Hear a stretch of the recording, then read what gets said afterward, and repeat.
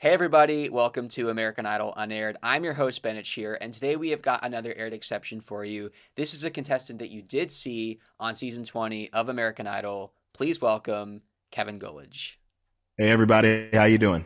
I have been so psyched to welcome you to the show, man. This has been something I've been looking forward to for such a long time. So excited to have you. Welcome. Man, thank you so much for having me. Yeah, you're right. It's been a long time coming. I've been keeping up with the series and I'm loving it, loving it, loving it. So I finally said, you know what? Yep, I wanna go for it. I wanna get on it and talk. So let's do this, man.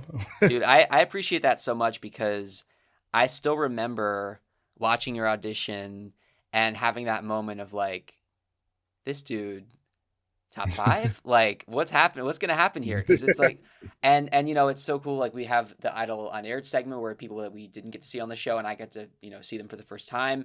Aired exceptions, and this is almost like it's a starstruck moment, because we see you on the show and then get to hear more about what goes on behind the scenes and really get even more of that story. So for me, it's really an honor to kind of go even deeper into what I saw on the show and really just hear more about what it was like for you to be on a platform that so many people got to see you on and say, "Wow, this dude's amazing." Well, thank you. It's it's actually the story behind all of it is probably something that I've sort of not kept in whatsoever. But I mean, like, I watch how much of it I tell, and this is probably going to be the first time where I just like start to finish open up. So I'm yeah, it has a lot of emotion behind it. Not bad emotion. I mean, like good emotion, funny stories, just random occurrences, and even getting into talking about my post American Idol journey is probably like the bigger thing that. But I guess it all starts from the beginning at some point, right? Yeah. Well, let's go back then because man, it's been a minute. And first of all, I usually ask this at the end, but how does it feel talking about Idol when it has been such a long time? Because some of these conversations we've had with contestants, like when the show is still in season 20, it's now almost season 21. So this interview is taking place quite a bit of time after you were on the show, let alone even longer after you filmed it. So there's been a lot of reflecting, I imagine. Is it interesting to kind of have sat with it and have it been what, almost like a year and a half, 2 years since you filmed it? Well, I think introspect to retrospect, introspect when you're in it still, you're just sort of like, oh man, there's so much happening all around me all at once. I mean, it's like being in a swivel, You're just in the middle and everything's spinning around you all at once. But in retrospect, you can sit back and look at the timeline of what happened while you were there and all the things that might have happened after. So I'm thinking it's it's easier for me to talk about it now because talking about it too soon, you can fall into that, oh, I don't know what's coming next. I don't know I don't know my fate. I don't know what's next. But when you're talking about it after you know what was next, you're like, oh, well, I can tell you exactly what happened. Yeah, for sure.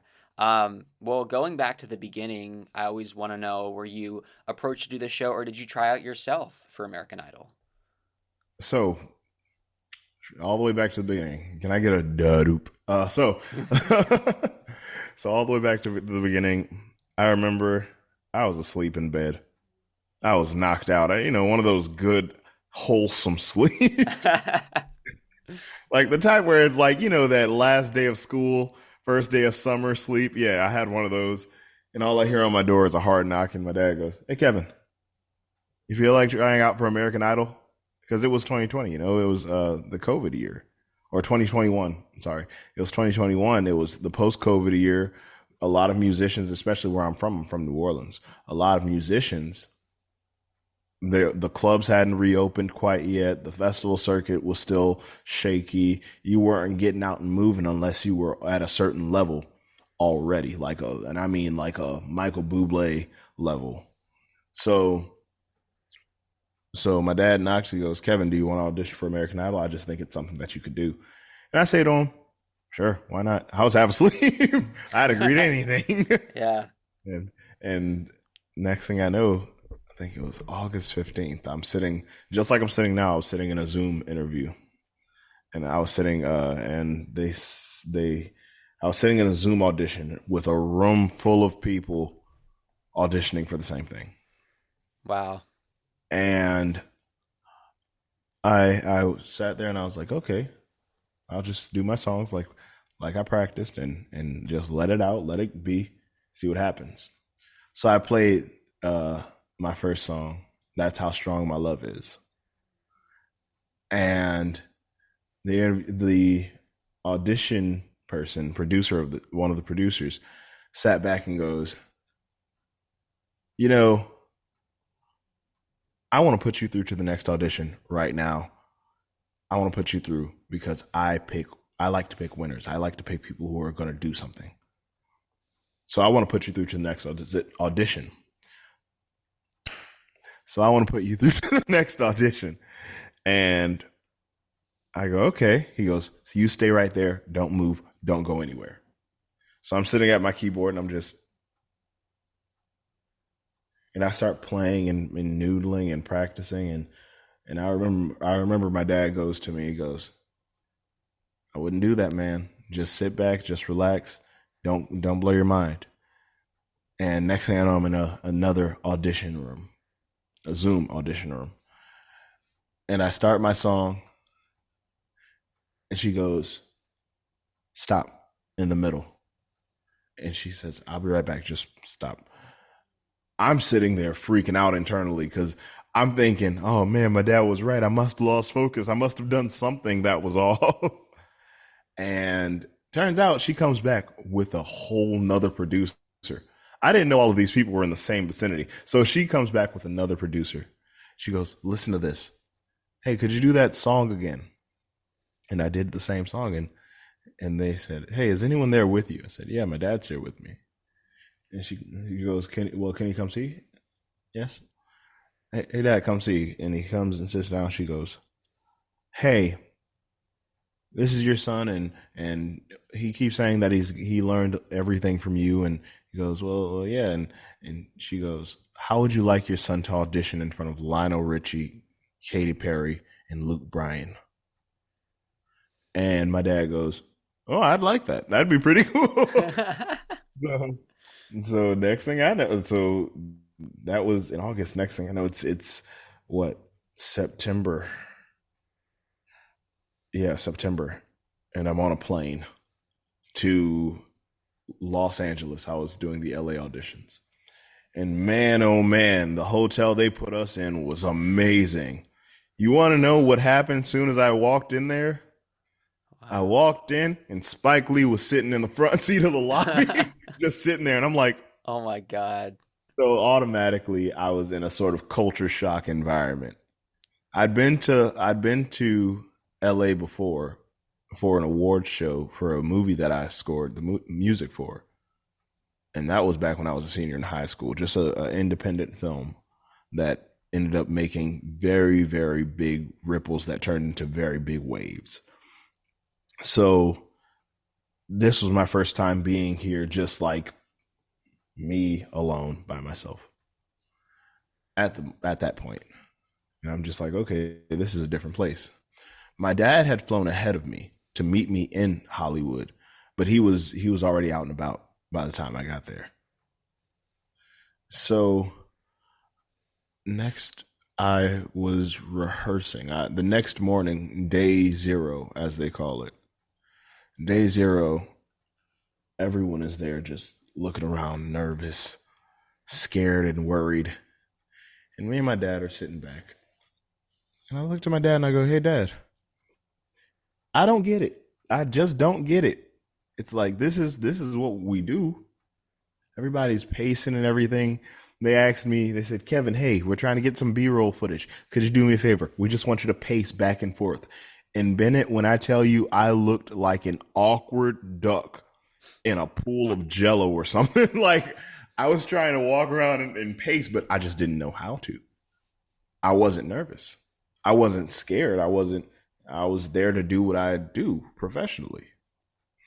So I sit back down and then they call me and I go to my rehearsal time with Fredley Brown. That was the coolest thing at that point, because Fredley Brown, do you know who he is? Yes, the Fredley, piano player. Yeah, but like Bruno Mars's music director. Yeah. Like he's like, there are people in this world who know good music from time periods, any time period. First thing I did, I walked into the rehearsal room and I stand on the spot where you're supposed to stand, and he starts accompanying me, and I sing my song, and then and then he goes, "Wait, I heard that you play piano." I said, "Yeah, I do." He goes, he says, "So why wouldn't come show me how you think you want it to be played?" And I play it, and then he stops and goes, "Why would you have me sit here and play the song that you can play for yourself?" And I go, "I was just following the directions I was given. I was told that I walk in here, you play the song, I sing the song." And I think that might have been the first, like, ah, I see someone here who I look up to. You know, Hmm. Fred Lee was, because he was the first person that I'd met that wasn't someone else who was also competing. So I didn't know anyone else. And then I meet Fred Lee, and I was like, man, he's sort of straight to the point. I like that. The first person I met as soon as I got off the plane, Milo Boland. Yes. Now, Milo and I were cool off the back because we joked around. Milo had this thing where Milo, for some reason, always knew someone that someone else knew who was there. Like some of the guys or some of the people who were there were from Berkeley, and he'd be like, "Hey, where do you go?" And he was like, "Oh, I go to Berkeley." "Oh, I have a friend who goes to Berkeley. Do you know this person?" And they're like, "Yes." And he's like, "Oh, I know this person." And Yeah. Milo had this. It was a big thing that he would do with anybody who walked up. And off that, I was like, "Man, I like this guy. This guy is funny." This was before I heard Milo sing ever. Whew. After my audition, and we all know how that turned out, I got a golden ticket. I felt really good, and I remember, especially with what Lionel Richie told me. You know, Luke Bryan, what they showed, Luke Bryan was like, "I like your smile." Everybody saw that, but it's what Lionel Richie showed me that didn't get aired that made me feel like probably the most special person, like, in that moment. Lionel Richie looked dead into my eyes and he goes, "Kevin, you took me to the gym." Now, let me explain what that means. He said, this is still him. "Now, let me explain what that means. You know, there's always a gym in this business. There's the gym. And as soon as you think that you've mastered the gym, something new, a new gym comes along and says, 'Hey, you still have work to do.' Kevin, you took me to the gym." Hearing Lionel Richie tell me that I took him to the gym, as you know, I'm professionally a blues singer. I've been singing, and I've always tried to sing with soul my whole life. And hearing one of the most soulful people of all time tell me I took him to the gym, I wanted to cry so bad. And that picture that they have out of me, like, it's me holding back tears actually, but I'm just like, and it just so that was my audition experience. I was without a doubt shaken. I mean, he he took that confidence that I had, and it wasn't even confidence or cockiness. It was just that confidence I had walking in, mixed with nervous energy. He shook me so hard with those few words that all the nervous energy stopped and left. And I felt like I was no longer competing with anyone else who was there. At that point, I was competing with like, hey, now let's show what a professional does. So the gears shifted, and they didn't show that moment either. Thank God. Even though I thought that's what they were going to do, I thought it was a setup, but it really was a setup. But and did that, and I backed up and I explained myself, and I said, "Yeah, and I'm from New Orleans." And all three of them, almost as if it was scripted, went, Mm. "Oh, Yeah. that explains," you know. And and I was like, Oh, they set me up. They set me up to get taken down. Mm. But then they asked who my favorite idol person was, my past idol contestant was. And I told them, I said William Hung. And that's where they start my Right. on air section. I said William Hung. And I explained why. William Hung went out there without any type of, he was like, I have no vocal training. I have no experience, but he went out there with his heart and put it all on the stage. Whether you are good or not does not matter if you can put all of your heart on that stage. Because what are you trying to accomplish? Are you trying to accomplish fame, fortune, all these things? Do you have to be good to accomplish those things? Do you have to be the best to accomplish those things? You just have to be you to accomplish those things. And that's what I decided as soon as I stepped back there. I was like, man, yeah, I'm not doing that kind of stuff no more. I'm not gonna be not me anymore, because obviously this is where it got me, being not me. I tried to rush the stage and almost got beat up. So I'm gonna have to be me. And I was me about it. And then I sang That's How Strong My Love Is.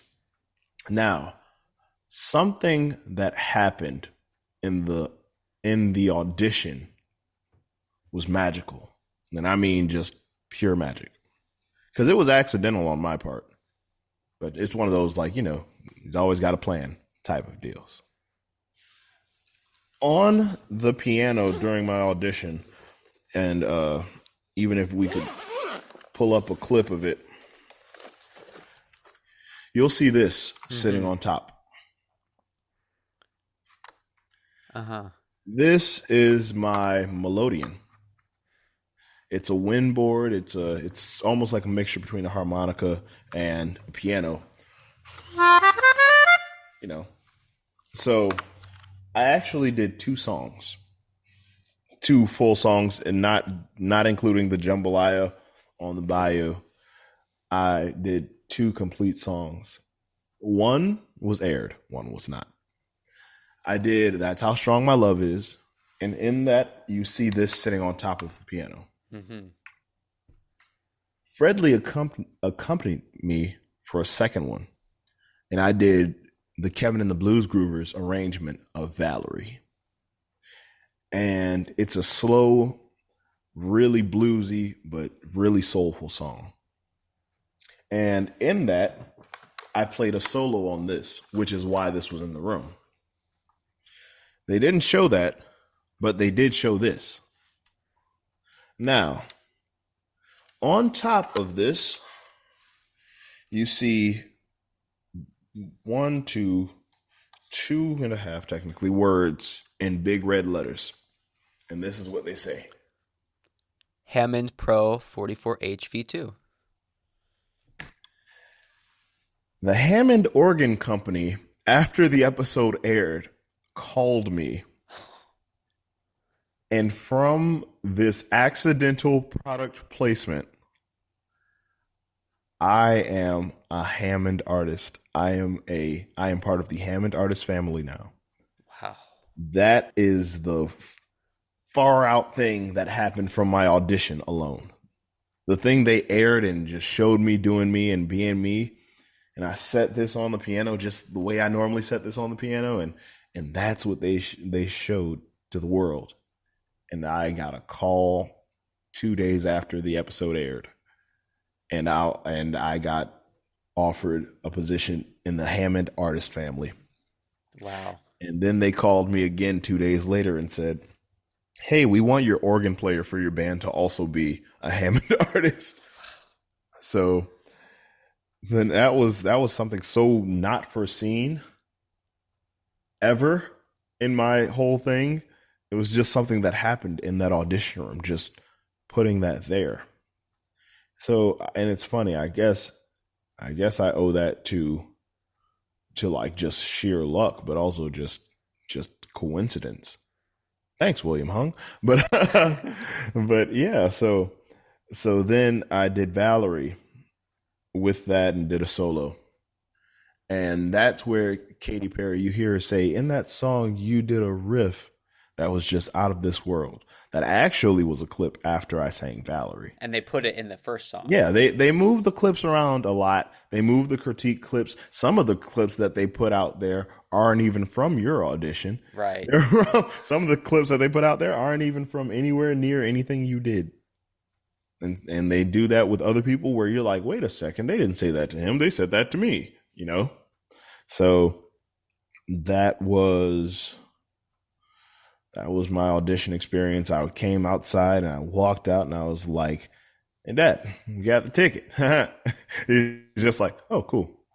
And that's just how we communicate in general. He said, hey, Kevin, we're going to need you to go back in. You're going to have to rush out a little bit harder and be a little bit bigger. And because, you know, this is just part of the job to us. So we're like, okay, I guess I go back inside. I'm like, wow, woo! and that was my entire audition experience, excluding the jambalaya on the bayou part, because everything they showed in that was completely exactly what you saw. Except normally I'm doing that on piano as well as washboard necktie. So I didn't even know what key I was in. It was hilarious. I was like, wow, I don't sing this song in this key ever. I do wonder, I know you talked about Milo. Were there any other contestants that you met or bonded with or got to know while you were waiting to audition and holding? People who were there with me, I didn't meet them, a lot of them, until Hollywood Week. Mm-hmm. In other words, Elliot Greer. Didn't meet Elliot until Hollywood Week. Mark Osborne. Didn't meet Mark Osborne until Hollywood Week. Not really like to a point of talking. It was just to a point of like, oh, I see you and I see you. And and then there was also Manda Molina. Mm-hmm. I met Manda when I was in Hollywood the first time. LA the first time. Yeah. Yeah. But then it got to approaching Hollywood Week, and that's where I started to open up about how I felt about a lot of people in a good way. Because the producer would call, I had Maremi called and said, and hey, is there anybody out there that you met and you're pretty cool with? Or is there anything that you're nervous about? And this is before Hollywood Week started, about 2-3 weeks before. And I said, there are a few contestants who without a doubt scare the living crap out of me. And I guess that's my segue into my next section of Idol. So it was terrifying to be around. So the people who made it and got their golden tickets. Man, the group that came from LA was a little terrifying. The first time I heard Milo sing, Milo had a mask on because, COVID. So he's wearing his mask. Milo Boland is one of the only people I know who if he wears a mask or doesn't wear a mask, it makes no difference. His voice is so like crystal. It's smooth. It's like it can cut like a knife made of diamonds. I mean, he sings a song and it just pierces straight through. So much so, after Idol, I was doing a movie score. I called Milo Boland, and Milo is actually featured on this movie soundtrack because he has such a perfect voice. So Milo Boland going through, terrifying. Elliot Greer, terrifying singer. So amazing that it was in that sound that comes from him. Milo, Kendra had so much power behind her. I was like, wow. And Manda's voice just was so smooth. I loved it. I told Maremi, I said, I'm scared of about 2 people that I know. Milo Boland and Elliot Greer. And Nicolina. The three of them are so amazing. And what makes me so scared of them is I don't even think they know how amazing they are. The people who are like that are the people who can like open a whole different pocket of them when they do know how amazing they are. And I mean, obviously you saw Nicolina. I wish you guys would have seen Elliot Greer. He broke everyone's hearts with his first Hollywood Week song. the genre challenge song. Hallelujah, right? Hallelujah. And when he sang that, I was sitting back like, good Lord, this kid he's terrifying. He's amazing. He's just so effortless about it. Milo, I wasn't in the room when Milo sang his Hollywood Week song, sadly. And I love Milo's voice. I just wasn't there for it. But I was there when he sang in front of Jordan Sparks. And Milo killed it. And it was just like, man, all three of these people are so terrifying that it's just, you don't know what's going to happen. And then I got to Hollywood Week. And I noticed there were a lot of very terrifying people. Now, They keep multiplying as it yeah, goes on. it was like, okay, I thought I was just gonna have to be worried about Elliot and Milo and Kendra and Nicolina. I got there and I was like, and Manda, I was like, I got there and I was like, man, as a blues man, hearing Mark Osborne's genre challenge, I was moved as just like, dang, this guy here, this guy is like singing power blues. And it's funny because before he did that, he goes, "Yeah, I'm probably about to be going home." In that classic Mark Osborne accent. Yeah, I'm probably about to be going home because I'm gonna be honest. This is a genre challenge, and I'm not sure exactly how country this is, and I don't really find myself to be country, but I can't say I'm soul. But I can't say. And he goes, "I'm going home after this, so I'm just gonna do my best." And my goodness, that dude went on there and just, I was, from sheer power alone, I was pushed back about 20 feet, just like, whoa, man. And that was somebody I was in the same audition city with. Then you had Kirk Richmond, Tyler Allen, Jay Copeland, Katira Love. I mean, all of these people, I was sitting back like, man, these guys are pretty hip. I like it.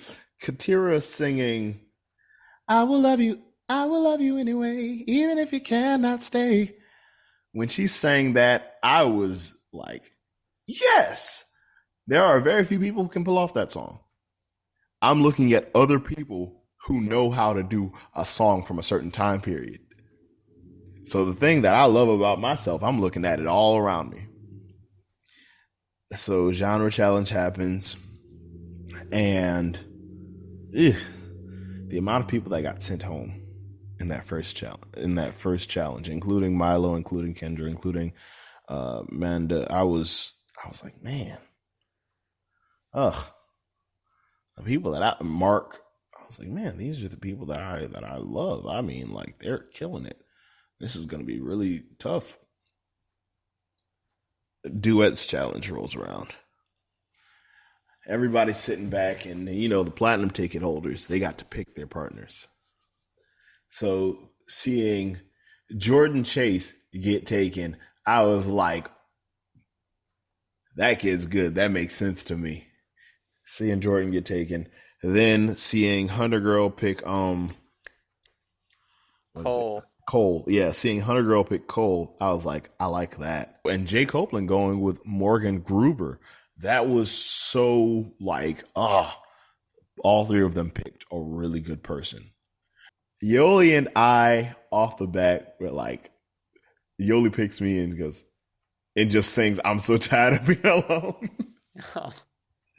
And I'm like, oh gosh, me and Yoli, this is just energy. That's it. This is just pure, unadulterated energy that's about to be shown on this stage. And duet challenge is overnight. So first things first, none of us had eaten since lunch. None of us had braked yet. We went directly from that to working on your duet challenge. Yoli and I love her to death. We definitely did not get into it as in like in a mean way. We got into it as in the amount of stress that was happening was the stress levels that were just so high. For me, I'm very much a sit back, relax. It's all good. I'm not really worried about much. But Yoli Hadn't eaten since lunch. It was late, late, late. I think it was like at least 11 o'clock when we left the theater, and like the the the platinum ticket holders got a little bit of a head start. So the list of songs. The hardest part about duets is you want something that can show both of you at the same time as something that's not overplayed, something that's not overdone, something that's not so like, oh, everybody's going to do this song because there's only 4 times that a song can be sung in the duet challenge. You can, only 4 times to pick. So I say to Yoli, I go, hey, let's pick something that the other contestants are going to do. Me being me and the list being the list, there were a lot of songs I did not know. Why? Because they were not songs that I'd sing normally. They were just songs that were very, how do I put it? They were songs that were very modern. Where me and Yoli differ is Yoli, she was like, yeah, I know this, I know this, I know this, I know this, I know this. I looked at that list, I was like, I know the prayer. I know love lift us up where we belong. I know endless love, but everybody's gonna do that. And then I look and I say, hey Yoli, you want to do anything you can do, I can do better. See, Yoli had a musical theater background, and what people don't know is I also had a musical theater background when I was younger. So I was like, I know this one. This is a classic. And Yoli's like, sure, why not? Because at this point she's stressed and just trying, and she's like, why not? Yeah, let's try this. And when I tell you, me and Yoli were basically trying to run from cameras at that point with the amount of stress that Yoli was under. It was like the last thing you wanted to see was a camera trying to find you. And that's the first thing they're gonna do when they see that you're stressed. Yeah, and there's stress, there's drama, there's ratings. Yoli wasn't doing good. I straight up was like, all right, how about this? Every time they checked in on us, do you have a song yet? No. Did you pick a song yet? No. Did hey, can we shoot you guys? No. I was really, really simple about it. I was like, no. They didn't have a camera person while we were running our song together. They didn't have a camera person when we went and rehearsed the song. And it was just, they had to wait the same way America had to wait. You had to wait till you saw us. That's it. So me and Yoli are in the room, and Yoli's like, at this point, she's sort of hot. She's hot with me because I finally had got a little bit upset. And I was like, because Yoli was so low energy. I go, Yoli, how about this? I slide the list across the table. I say, pick one. Pick any song. See, I don't have a problem learning a new song. You pick a song right now, and we can do it. I don't care. She notices. She goes, we don't have enough time, and she's sort of crying. I say, okay, if that's the case, then let's work on this. Let's work on this one song right now. And I go, okay, Yoli, all you got to do is da da da da. She goes da da da da da da da da da da da da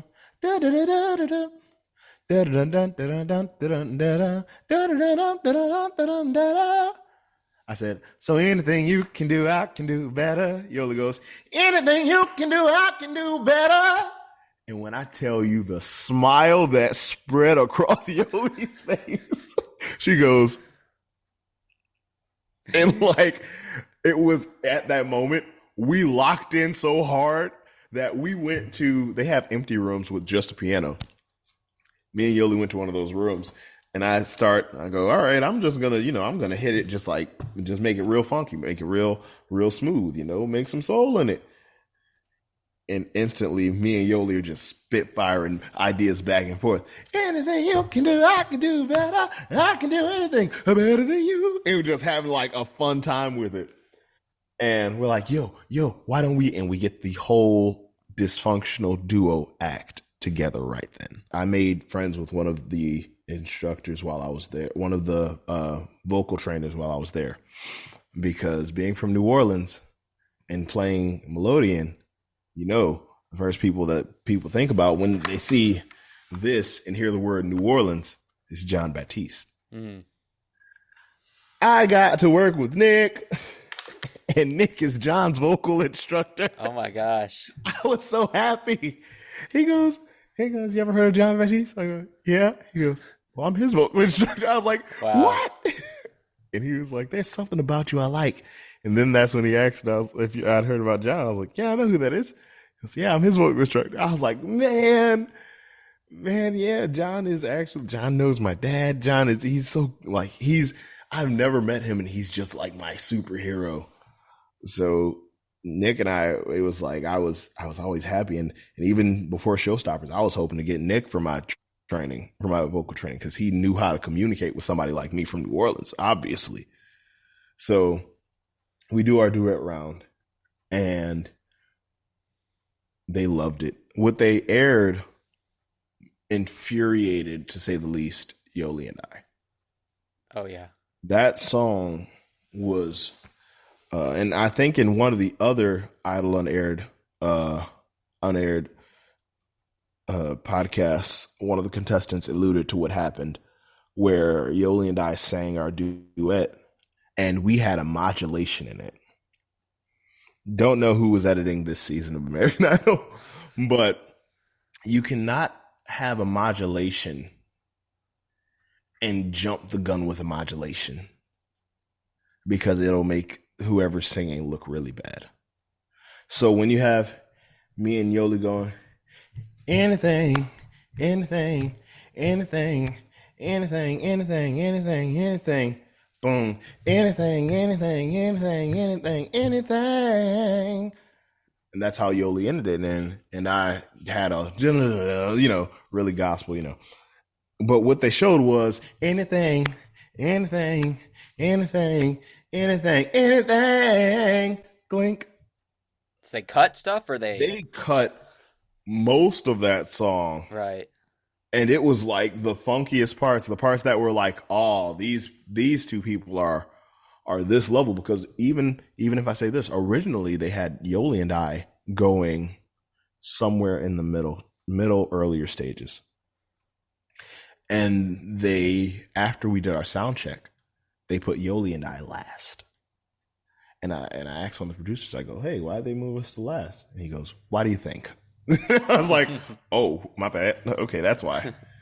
And, and I appreciate that producer, because afterwards, he even told me, he goes, you guys did better in sound check. And I was like, you're right. And I agree. Thank you for being the one person who's not over here like, yeah, you did so good. I'm like, nah, you just told me the truth. And I appreciate that so much.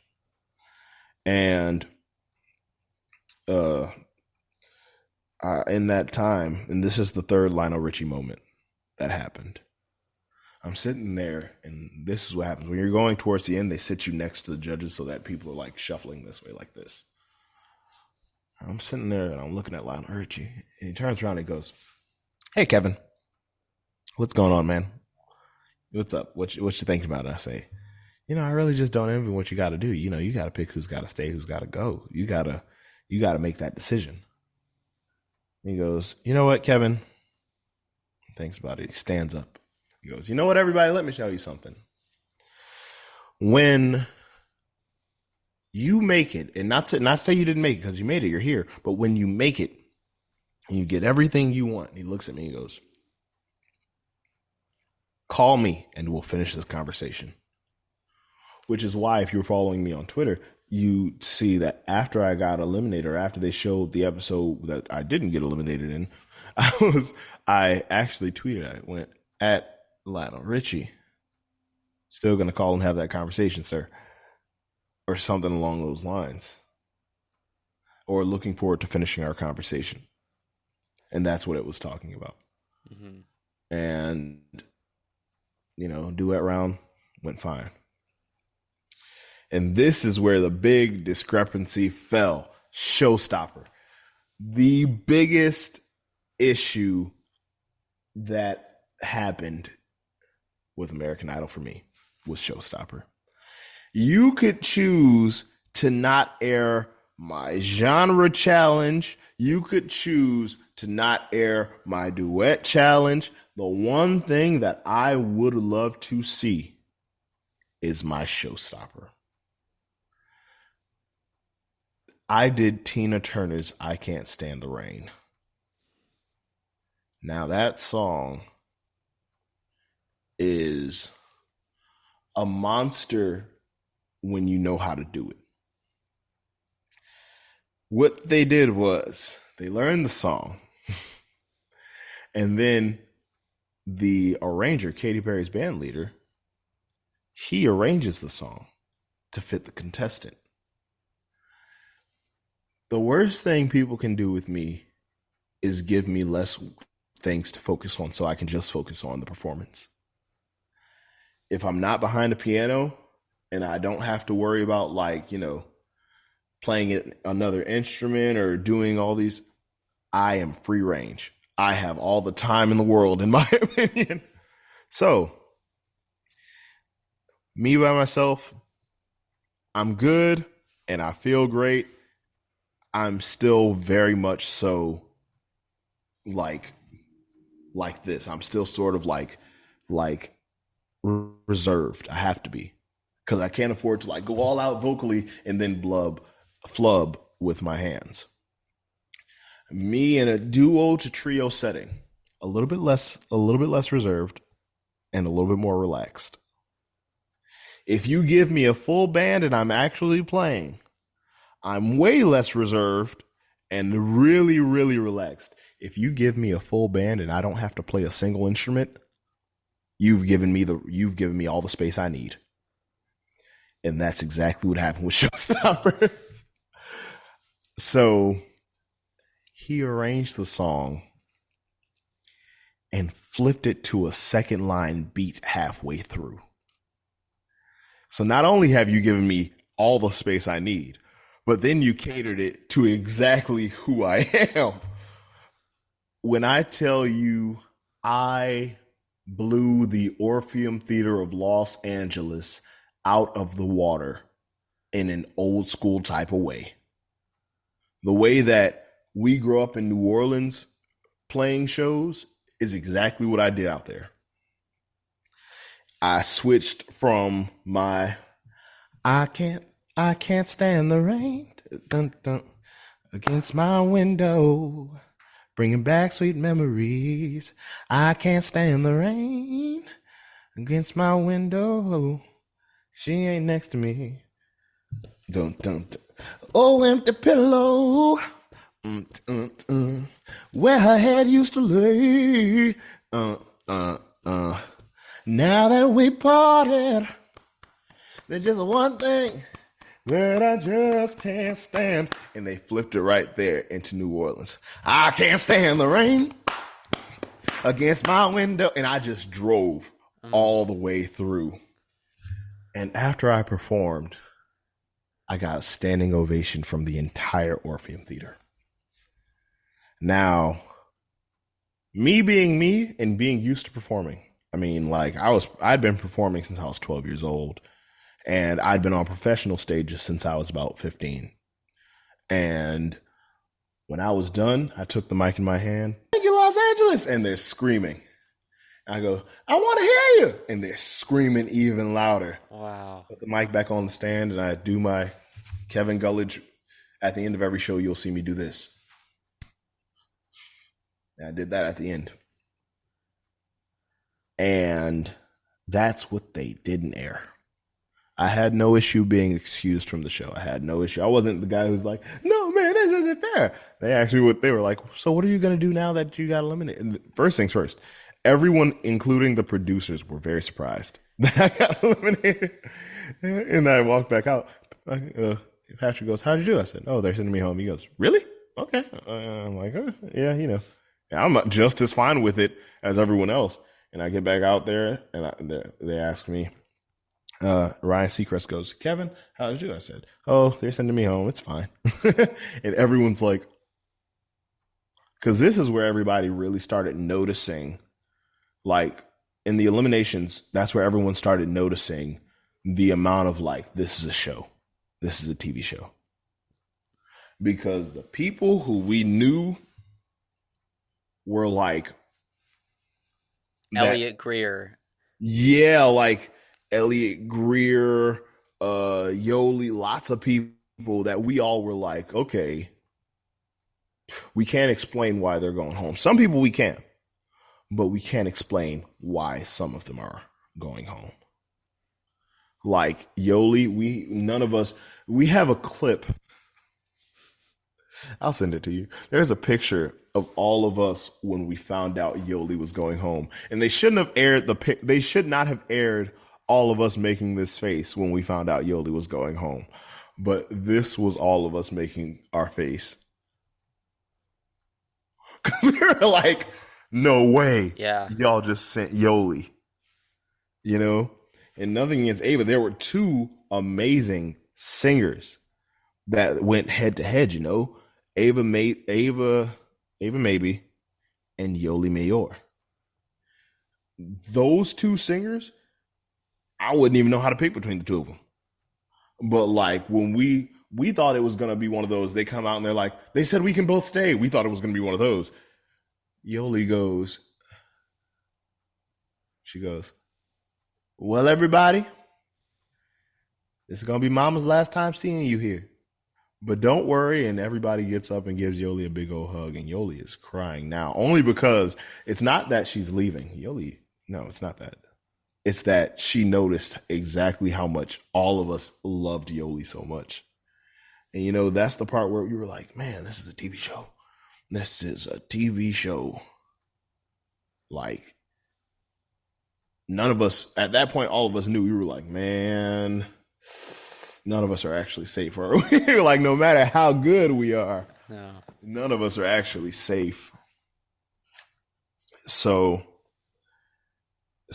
then after I got eliminated, one of the producers asked me, you know, one of the interviewers asked me, and I think they were hoping that I'd do something like outrageous, something like, no, this ain't right. This ain't okay. No. But they asked me, and they go, Kevin, what are you going to do now that you're off Idol? I go, probably agriculture, you know, get back to some of that. Just sit back, do some gardening and work with my chickens at home and everything. And I was real serious. Like I was just like, yeah, work with my chickens and work this way and do this and still music, of course, because that's what I do. So like, you know, I'm not worried about it. And my dad was just sitting there like, like just seeing me being me. And he was like, okay, it is what it is. And she goes, agriculture. I go, yeah, farming, plants, agribusiness. I love it. I love it all. She goes, huh? I go, yeah. All right, I'll see you next time. And I'm like, see you later. And by later, I didn't mean like later anytime soon. I just meant later. Because it was one of those times where I was like, LOL. I told my dad the day before. I said, Dad, they're sending me home tomorrow. He goes, what? I said, Dad, they're sending me home tomorrow. Kevin, you don't know that. I said, Dad, they're sending me home tomorrow. He goes, Kevin, just sit back and just wait and see. You don't know that. I said, Dad, they're sending me home tomorrow. He goes, all right, if you say so. All right. Good night, Dad. Love you. Went to sleep. Sure enough, the next day I got sent home. And, you know, it was just that.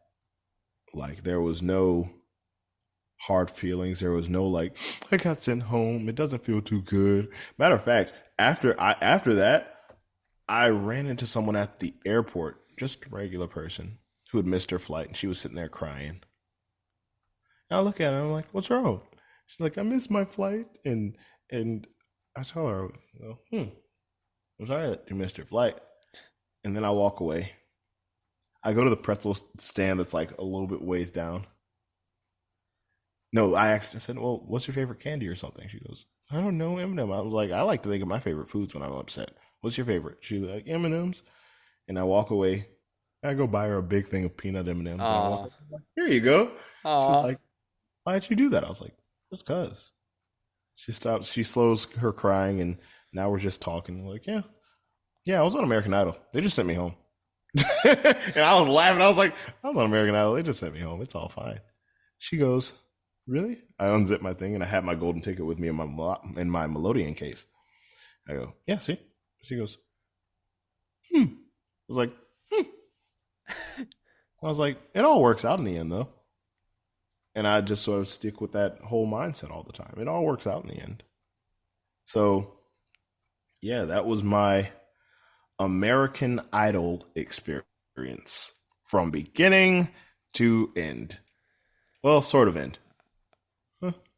Well, hey man, it's not the end, it's just the beginning for you. That's what really Yeah, matters, right? it's the end of a TV show, you Yeah. know, and even when it aired, you know, the amount of knowledge that goes into knowing how a show goes. Like this was all in December or October or November, something like that. This was all during the winter. Everything was aired in the spring of the next year, spring of 2022. With spring of 2022, all of us were sort of just like, everyone's happy. And when they see me make it, they're like, hey, yeah, and everything. And me sitting there knowing the outcome, I'm just like, well, y'all can celebrate it while you celebrate it. I didn't tell anybody. I'm just like, y'all can celebrate it while you celebrate it. Because I know where it's going. When you're in the real world, things are a lot different from the TV land. And TV land has an expiration date. Mm. The real world, it doesn't. It's like what you choose to be and who you choose to present yourself as in the real world, that's what's important. Now, I want to get off of the American Idol topic. And I actually want to start talking about like post American Idol life. Yeah, let's do it. Yeah. So you ask me your questions, I'll answer them. Yeah, so it sounds like for you, you kind of were like, all right, let's get on to the next thing because they want, I think they want you to feel like even like right from that post elimination interview that you talked about where maybe they want you to do something outrageous and you're just like, yeah, I'm going to go home. So was there an adjustment process for you or do you feel like it was just, all right, let's keep going. Let's keep on keeping on. How did you feel about that? Well, I was putting out an album. Right. During American Idol without anyone knowing. I was sitting on a completed album. And this album had names on it. I mean, we had Ronnie Baker Brooks, Big Name in Blues. We had a track that did not get released with Eric Gales on it. And the issue was it was a Stevie Wonder song. It was a take on a Stevie Wonder song. Stevie Wonder's Living for the City. And on my first EP, I put out the song. But when you put a name like Eric Gales on it and you put it on an album onto an actual label and like let an actual label have that album, that's where the legal precedent sort of starts to be like, okay, now we got to make sure things are done right because people say there's no such thing as bad publicity, but like you get sued by Stevie Wonder or his estate or anything like that, you can be in a little bit of hot water if you don't have the money to really back that, So we took the safe route, didn't put that one on. Ronnie Baker Brooks, Terrence Higgins from Dirty Dozen Brass Band, Keiko Kamaki.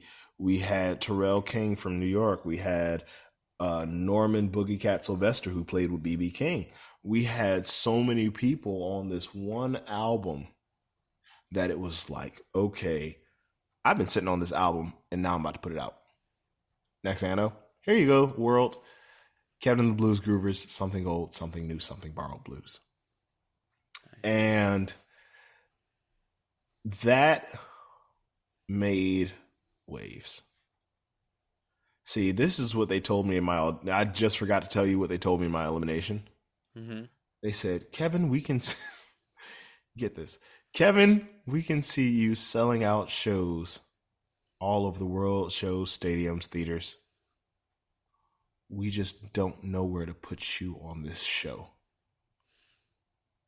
And I was like, okay. That's actually what I said. I go, oh, okay. All right. And then Katy Perry, and this is what they showed this clip in Cameron Whitcomb's, he didn't get eliminated, but when they were putting him through, they showed this clip. Katy Perry goes, yeah, you're really a head scratcher. She actually said that to me. And I was like, I know. And I was just sitting there like, yeah, it's fine. All right, just I give was it like, to me. Let's go. yeah, I was like, it's all fine. I'm about to go get pizza after this. I was fine. I was like, I'm gonna get some Pizza Hut or something. I'm doing a good job. Even literally after that, my dad had rented a vehicle from the airport because he flew out for the showstopper round. He and my brother both flew out for showstopper, and we drove directly from the ranch to go get pizza. And I was like, thanks, that's it. I was like, all right. And the next day he was heading home and I was heading home. And I was like, all right, I'll see you when we get home. And that was that. But they told me that. And next thing I know, I made waves with that album. The reviews. I didn't expect the reviews I got. I thought they were going to be like, yeah, he was a little rough around the edges. He's young. So, what I got instead was this is a great debut album from this 23-year-old musician.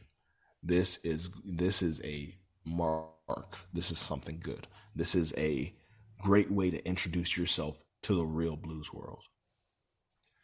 And it went from just places here to European magazines, Italy, France, Germany. I was getting reviews from all of these places. And next thing I know, I was on a boat.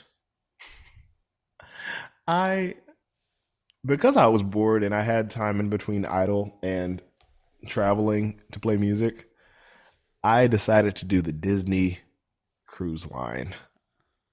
Wow. And I was on the Disney ship Wonder for 2 months straight. How was that? It was nice. 2 months is a long time. Yeah. 2 months is a really Right. long time to be Yeah. on water. I traveled though. I went to Hawaii I experienced Hawaii. And I mean both in the ways of like being a worker on the ship, but also as a tourist, I experienced Hawaii. Right. And then I also experienced Canada, Vancouver, Canada, as well as 4 places in Alaska. Wow. And during that time, I found someone who I really connected with, and it didn't last, but it was a good spot to be in. I learned more and more about myself in that time than I probably ever would have. My dad was with me the whole time, and it was a time where people were coming up to me and saying, "Hey, aren't you that guy from American Idol?" And, and I was like, yes, I am. And we even went and did a thing where you'd say, if you were wondering where you recognize this guy from, it might be on American Idol season 20. It's currently airing. And even though he got eliminated, he wowed the judges with a song. Hey, Kevin, do you feel like doing that song that really made the judges like you? And I'd play That's How Strong My Love Is. During that time, I got so comfortable being myself because that's the way I learned how to play, really. Just me and my dad would play at a small Italian restaurant up the street for hours and hours. Did that for about 7 years before American Idol. And then I played at BB King's Blues Club for 3 years. And then I did American Idol. And then after that, I went back to the same way I started, was the same way I was back to, just me and my dad on a cruise ship. The two of us playing 6 days a week for hours and hours. And it was just like I was full, it came full circle. But now I was starting to realize people cared about what I was doing. I came back from the ship with a boatload of reviews for the magazine. I mean for the album in many magazines, and it was even domestically I was starting to get some heat, in a good way, like this Living Blues magazine, the Mr. Sip article. I was reviewed in that magazine, and that felt so good Mr. Sit being on the cover of that one, Living Blues, Tedeschi, the Trucks Tedeschi, Derek Trucks and Susan Tedeschi were on the cover of that one. I got nominated for the New Orleans Best of the Beat Offbeat Magazine Award for Best Emerging Artist as well as Best Music Video. All of these things were just, and I was a part of the Hammond artist family. And you know what I noticed? I could have got these things even without American Idol. And I accept the Hammond thing, but well, not at that point. But I got these things by what doing the right thing. Like recently, I'm signing up with the gym because when I was doing Idol, I was up every morning at 3 a.m. Huh. We weren't called till 6. I was up at 3. Where was I? The gym every single morning. Every day that I was in Hollywood, I was in the gym 3 hours before we were called to be where we had to be, because you have to stay right if that's what you're doing. And me, I'm already a heavier guy. I was a heavier guy during Idol. You still have to stay like in a healthy place at least. And when you're surviving off of 7-Eleven pizza every night, you have to really balance that out. Yeah. They gave us those vouchers every night during Idol, but the issue is by the time you're done, it's like 12 at night. It's 12 in the morning. So there's only a few places that are open. Yeah. It's like it was almost 12 and it's like it's approaching 11.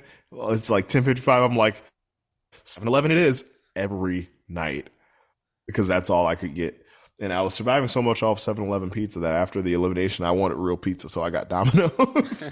I'm joining this place called ABX Fitness because I also learned about the importance of being exclusive when you're doing certain things, because being around others, it can mess with your mind. It can like when I was in the gym, I was there by myself. No one's in the gym at 3:30 to 3:30 in the morning. No one's there. No one's there listening to Viking rowing music, working on the exercise machines. I was by myself and it was like the best thing ever. And then being like, all right, let me keep a good group of people around me, the right people around me. I learned that from being on the ship. If you were with the wrong people, your time on the ship becomes the worst. It becomes like agonizing. It becomes just every day is worse than the last day. And all of that came into saying, hey, Kevin, I need to get back into my fitness routine. Traveling and having health issues is not fun. Like since Idol, I've decided, hey, I'm gonna be this type of way. So like being, how do I put it? Being partnered with a good group of friends who can support you and back you and tell you, hey, you need to do this personally for your personal being. Being with a fitness group who can be like, hey, you need to do this so that you stay healthy. And being with someone like my father who's like, hey, you need to do this so that you do this right. And all of that being around saying, hey, Kevin and the Blues Groovers, that's you. That's you. You have to do what's best for Kevin and the Blues Groovers. Man, these are the things that after Idol made sense and made the most impact. I went to Austria and headlined the Innsbruck New Orleans Festival. I went to Bourbon Street Music Club in Sao Paulo, Brazil, and I played their Bourbon Street Fest. And when I went to the Bourbon Street Fest, I saw one of my favorite musicians, and his name is Dwayne Doopsey. He had so much showmanship at a level that I hadn't reached and still have not reached, that I said, there's still rungs on my ladder to climb. You know, he moves a lot, a lot, a lot. He's a very fit guy. Like he's bigger, but he's like sort of, He's built. yeah, it's like it's terrifying. And he does so much stuff. He drops to his knees in the middle of songs. And I don't mean like gets down on one foot, gets down on the other. Like, no, I mean like he goes boom and just plays like this. He plays a accordion and does zydeco. These are the things that make the biggest difference. And I think that's what I'm learning more and more. You got to focus on things that make those differences. So I got to ask you, is there a ceiling? Because I think you talk about like there's always another like ring to jump through. You want to keep pushing yourself. You want to go higher and higher and higher, as you should as a performer, as an artist. Do you envision that there ever is a ceiling, or do you always want to improve basically until the day you die? Like, what is your mindset as far as how far this can go for you? Well, let's look at Lionel Richie and look what he told me. Lionel Richie's Lionel Richie. At the end of the day, like I'm competing with Lionel Richie, but he's not competing with me because he's Lionel Richie. You know what I'm saying? He's like, oh no, I got to worry about these people. like that's how I see it. It's like I have to worry about someone like Lionel Richie because if I don't reach that level, then I didn't reach my observable goal. I didn't reach the goal that I can see. Lionel Richie, he told me that I took him to the gym. AKA, he says he still got ceilings that he's going for. He passes me up in the ways that I did show him, but he shows that but he was saying there was still something to work for. Yeah. If Lionel Richie doesn't have a ceiling, I better not have a ceiling because if I have a ceiling, that means that I'm going to hit it hard. And know what I'm going to do afterwards? When you hit the top of something, do you know what happens normally? You drop right back down really, really hard. And normally you can't really get back up. So, no, I don't think there's a ceiling. I mean, I've been playing more guitar to like round myself out with that. I've been practicing piano even more. Singing wise, I've been learning how to sing in a calm way as well as in a pushed way. You know, that's what I have to do. It's and there's never really a like just straight up answer. You always got something. You always got something else to like go through. You know, I know that on piano, I am nowhere near fluent on piano. I am functioning. Like if we're talking about someone who speaks a second language, right? There are pianists whose second language is piano, but would basically be their first language. Could be just as much their first language. For me, piano, it's my second language, without a doubt. And I still have to learn how to do it better. So that one day people think, is your first language piano? You know, I want people to ask that about me. Is he a pianist who sings or a singer who pianos? You know, I want it to be like that kind of conversation. Yeah. So man, I don't think there's a ceiling. Yeah. I'm really curious if you have any like kind of specific streamlined goals for this year as we start a new year. Are there like 3 things that you really hope to achieve in particular, whether it's musical or personal? Personally, by the end of the year, me and my new fitness trainer, who's a great friend of mine, we've said, hey, our goal is 190 by the end of the year, fitness wise, like weight wise, 190. Because I actually was 190 at one point, and over time, and especially during COVID, I gained all of that weight back. Mm-hmm. So 190 by the end of the year. I have a European tour from May to June. I'll be touring Europe. I'm going to places like Gullage, Germany,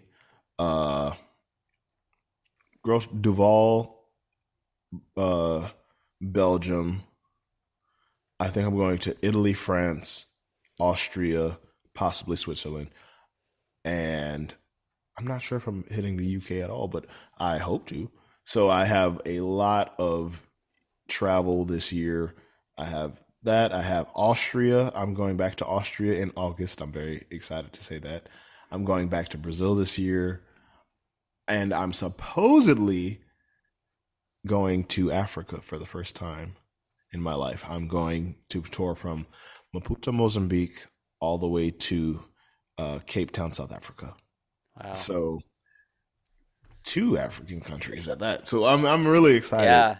Yeah, that's like what I'm supposed to be doing this year. So the goal is for each one of those shows, I want to make the next show better than the last one.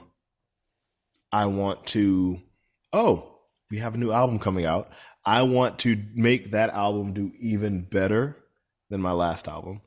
I want to get on top of my social media in a way that's just almost revolutionary. I want it to be. I want it to look like I have Universal Music's Universal Music's social media team backing me, even though I don't. I want it to be very much like, okay, this guy is sort of doing it for himself. Now we want to be responsible for the people who are watching him. So those are probably my goals. Are there any more?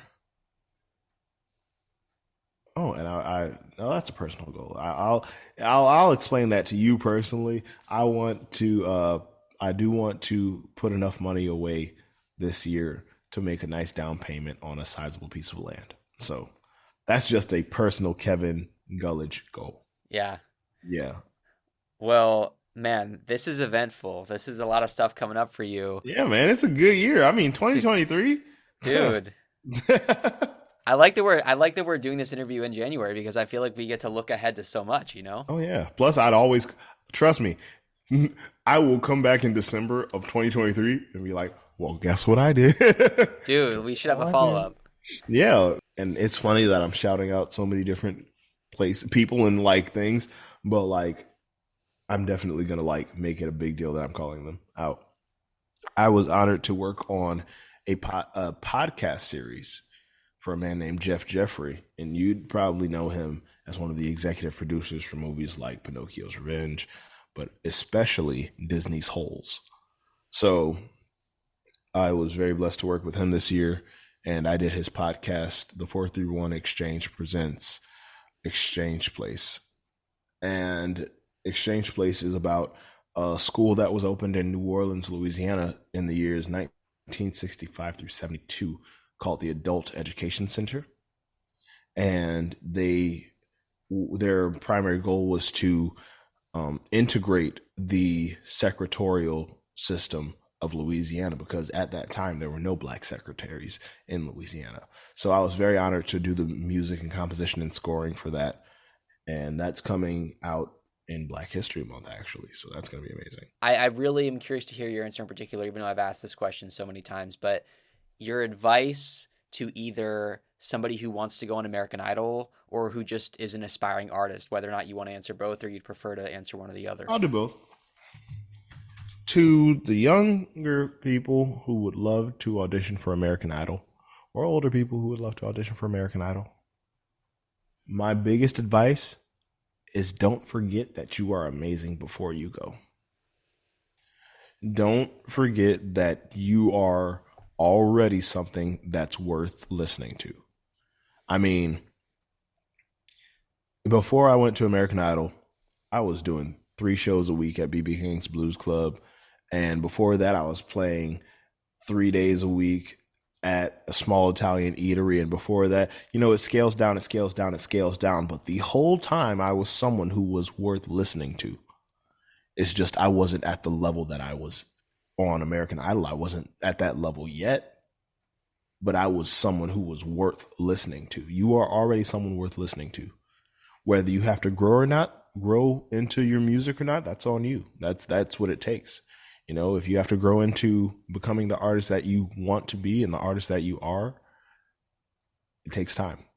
It's not something that just happens. You sing, you play, you do, and you do a little bit more until you get to the point where you want to be.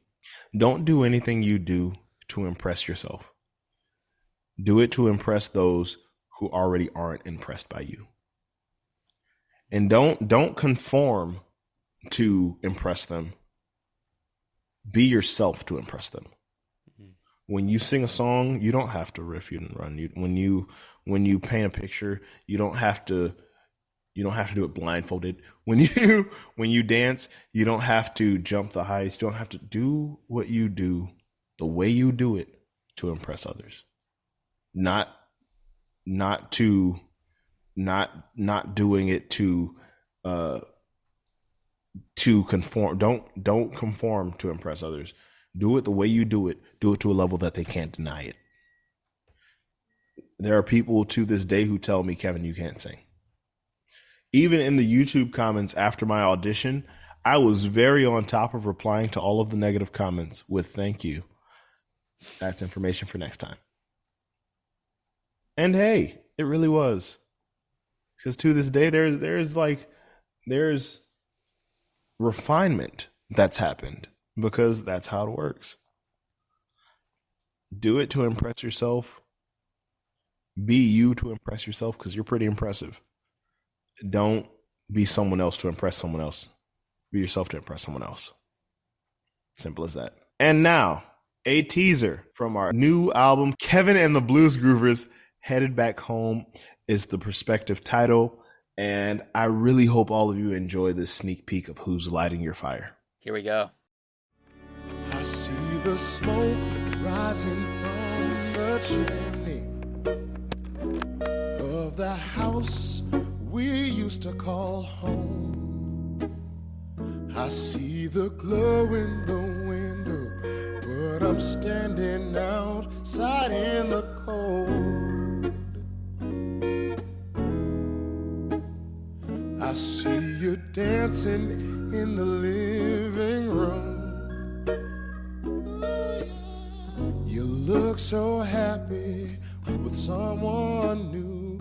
I know I can't be the one to spark a flame that keeps you warm at night.